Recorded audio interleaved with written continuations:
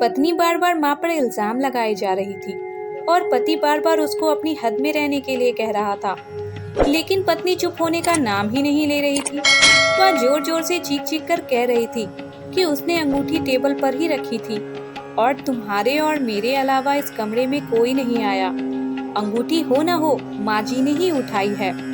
बात जब पति की बर्दाश्त के बाहर हो गई तो उसने पत्नी के गाल पर एक जोरदार तमाचा दे मारा।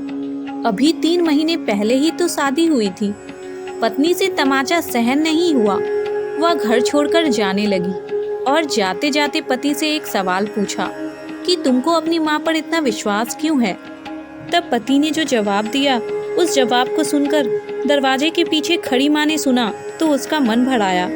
पति ने पत्नी को बताया कि जब वह छोटा था तब उसके पिताजी गुजर गए थे। माँ मोहल्ले के घरों में झाड़ू पोछा लगाकर जो कमा पाती थी उससे एक वक्त का खाना ही आता था। माँ एक थाली में मुझे परोस देती थी और खाली डिब्बे को ढककर रख देती थी और कहती थी, मेरी रोटियां इस डिब्बे में है, बेटा तू खा ले। मैं भी हमेशा आधी रोटी खाकर कह देता था कि माँ मेरा पेट भर गया है, मुझे और नहीं खाना। माँ ने मुझे मेरी जूठी आधी रोटी खाकर पाला पोसा और बड़ा किया है। आज मैं 2 रोटी कमाने लायक हो गया हूँ, लेकिन यह कैसे भूल सकता हूँ कि माँ ने उम्र के उस पड़ाव पर अपनी इच्छाओं को मारा है। वह माँ आज उम्र के उस पड़ाव पर किसी अंगूठी की भूखी होगी, यह मैं सोच भी नहीं सकता। तुम तो 3 महीने से मेरे साथ हो। मैंने तो माँ की तपस्या को पिछले 25 वर्षों से देखा है।